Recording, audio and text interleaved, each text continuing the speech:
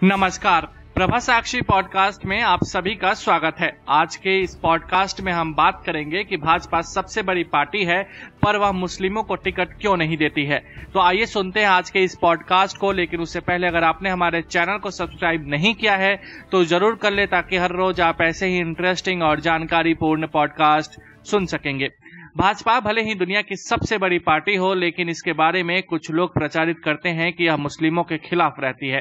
भाजपा के विरोधी यह भी कहते हैं कि भगवा पार्टी मुसलमानों को चुनाव में टिकट नहीं देती और उन्हें मंत्री भी नहीं बनाती है। यह आरोप तब और लगाए जाने लगे जब भाजपा के वरिष्ठ नेता मुख्तार अब्बास नकवी को केंद्रीय मंत्रिमंडल से इस्तीफा देना पड़ा। देखा जाए तो प्रधानमंत्री नरेंद्र मोदी के 8 साल के अब तक के कार्यकाल में यह पहला मौका है जब मुस्लिम समुदाय से ताल्लुक रखने वाला एक भी सदस्य उनकी मंत्रिपरिषद का हिस्सा नहीं है। यही नहीं, संसद के दोनों सदनों में भाजपा के 395 सदस्य हैं, लेकिन इसमें एक भी सदस्य मुस्लिम समुदाय का नहीं है। जहां तक नकवी के केंद्रीय मंत्रिमंडल से इस्तीफे देने की बात है, तो हम आपको बता दें कि पिछले महीने 15 राज्यों की 57 राज्यसभा सीटों पर चुनाव हुआ था। जिन 57 सदस्यों का राज्यसभा में कार्यकाल खत्म हो रहा था, उनमें नकवी के अलावा भाजपा सांसद एमजे अकबर और सैयद जफर इस्लाम भी शामिल थे। भाजपा ने तो इन तीनों ही मुस्लिम नेताओं को दोबारा राज्यसभा का उम्मीदवार नहीं बनाया। हम आपको याद दिला दें कि वर्ष 2014 का लोकसभा चुनाव जीतने के बाद मोदी जब पहली बार प्रधानमंत्री बने तो उनके मंत्रिपरिषद में मुस्लिम समुदाय के प्रतिनिधित्व के तौर पर नजमा हेपतुल्ला और मुख्तार अब्बास नकवी को शामिल किया गया था। नजमा हेपतुल्ला को अल्पसंख्यक कार्य मंत्रालय का कैबिनेट मंत्री और नकवी को राज्य मंत्री बनाया गया था।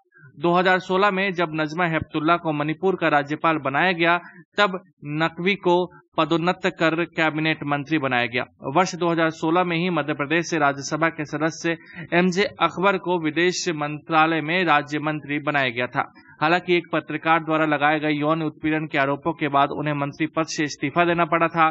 मोदी के नेतृत्व वाली सरकार में वह पहले मंत्री थे जिन्हें इस प्रकार पद छोड़ना पड़ा।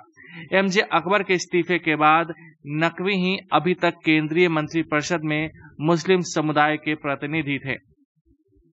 उधर जहां तक संसद में भाजपा का एक भी सदस्य न होने की बात है, तो संसद में भाजपा के मुस्लिम सदस्यों की मौजूदगी हमेशा बेहद कम रही है। अब लंबे अरसे बाद ऐसा हो रहा है कि संसद में भाजपा का कोई मुस्लिम सदस्य नहीं होगा। भाजपा के मुस्लिम नेताओं की बात करें तो नकवी 3 बार राज्यसभा के सदस्य रहे, जबकि एक बार वह रामपुर से चुनाव जीतकर लोकसभा पहुंचे थे। नजमा हेपतुल्ला 2 बार राज्यसभा के सदस्य बनी। तत्कालीन प्रधानमंत्री अटल बिहारी वाजपेयी की मंत्रिपरिषद के सदस्य रहे शाहनवाज हुसैन 2 बार लोकसभा के सदस्य चुने गए। पहली बार उन्होंने किशनगंज से जीत दर्ज की थी और दूसरी बार वह भागलपुर से चुनाव जीतकर लोकसभा के सदस्य बने। वह फिलहाल बिहार सरकार में उद्योग मंत्री हैं। भाजपा के संस्थापक सदस्य रहे सिकंदर बख्त भी 2 बार राज्यसभा के सदस्य रहे। वह अटल जी की सरकार में कैबिनेट मंत्री भी थे। बाद में उन्हें केरल का राज्यपाल बनाया गया था। वह भाजपा के पहले 3 महासचिवों में से एक थे। राज्यों की भाजपा सरकारों में मुस्लिम मंत्रियों की बात करें तो बिहार में जहां शाहनवाज हुसैन मंत्री हैं, तो वहीं उत्तर प्रदेश में दानिश आजाद अंसारी मुख्यमंत्री योगी आदित्यनाथ की मंत्रिपरिषद में राज्य मंत्री हैं। योगी सरकार के पिछले कार्यकाल में राज्य मंत्री रहे मोहसिन रजा को इस बार दोबारा मौका नहीं मिला। इसके अलावा वर्तमान में केरल के राज्यपाल आरिफ मोहम्मद खान भी भाजपा के टिकट पर चुनाव लड़ चुके हैं। हम आपको याद दिला दें कि इस साल के शुरू में जब उत्तर प्रदेश विधानसभा के चुनाव हो रहे थे, तब भाजपा ने एक भी मुस्लिम उम्मीदवार नहीं उतारा था। इस बारे में जब केंद्रीय गृह मंत्री अमित शाह से सवाल पूछा गया कि भाजपा का मुसलमानों के साथ क्या रिश्ता है, तो उन्होंने कहा था कि सरकार और एक जिम्मेदार राजनीतिक दल के नाते उसका जो रिश्ता होना चाहिए वही रिश्ता है। उन्होंने कहा था कि चुनाव जीतने के बाद अगर उनके कल्याण में कोई भेदभाव हो तो आरोप लगाया जा सकता है।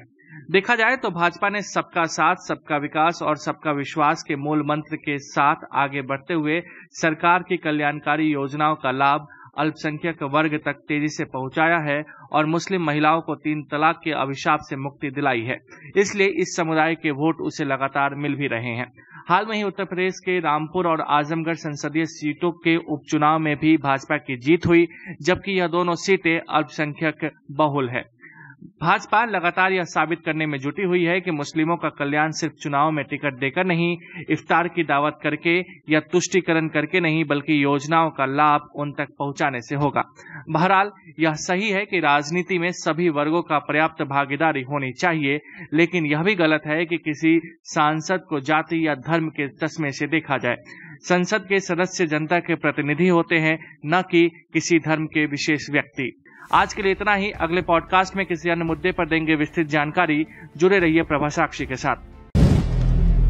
अगर आप भी लेना चाहते हैं देश दुनिया की तमाम जानकारी तो आज ही सब्सक्राइब करें हमारे चैनल को। साथ ही नीचे दिए बेल आइकन को जरूर दबाएं ताकि हर अपडेट आप तक पहुंच सके।